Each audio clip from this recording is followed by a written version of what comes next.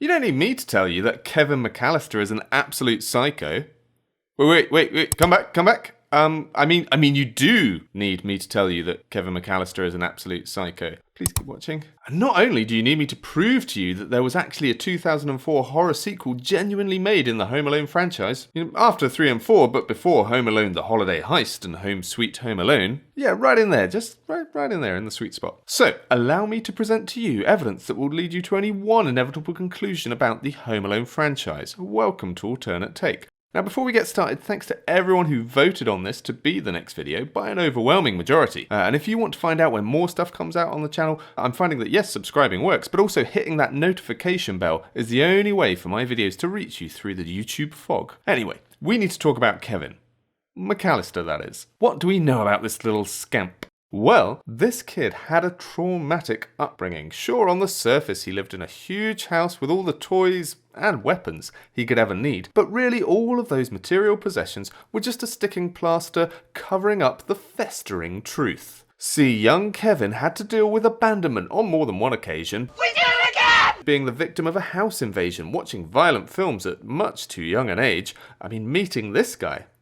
It's no wonder that he might grow up a bit maladjusted. Speaking of which, it seems like Kevin's inner turmoil manifests itself in the form of elaborate traps, not designed to merely eliminate the problems he's facing, but rather to toy with them, to play with them, to torture them. And this became more than just a coping mechanism. This was fun for him, something he sought out, an environment where he felt safe and confident. Preparing for the inevitable suffering of others gave him a warped sense of accomplishment. But whilst he may seem confident in these scenarios, there's some telltale signs that his anxieties still dominate his personality. After all, rather than speak to people or ask for help or develop connections, Kevin would rather communicate through avatars, through recordings, even using puppets to imitate the personas he has created.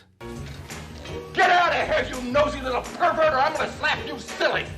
Is this beginning to sound familiar? And as anxieties go, we see one of his biggest fears at the start of the first abandonment. The furnace in the basement. Now as his psyche unravels and his grasp on normality fades, he learns to control his fear, and by the end of the film, the furnace holds no power over him. Shut up!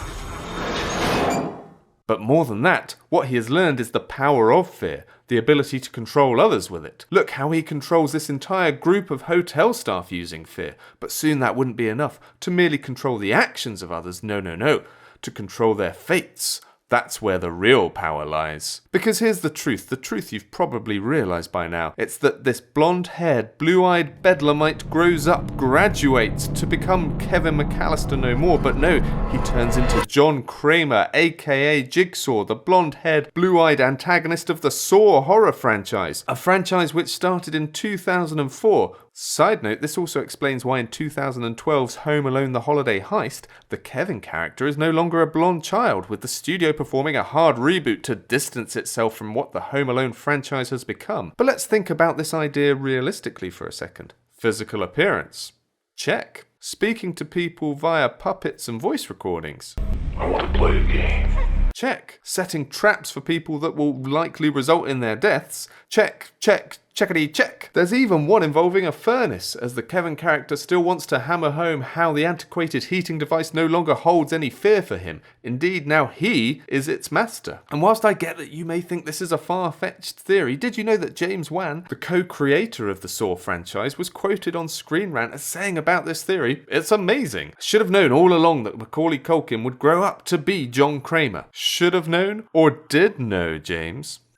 Nice try, Wan. Anyway, you've now seen the evidence that proves that the Home Alone franchise released a horror sequel in 2004 and its name was Saw. And if you like this theory video, why not try this one on what is in the Pulp Fiction briefcase, or this one about Indiana Jones and the Holy Grail. Thanks so much for watching. Bye.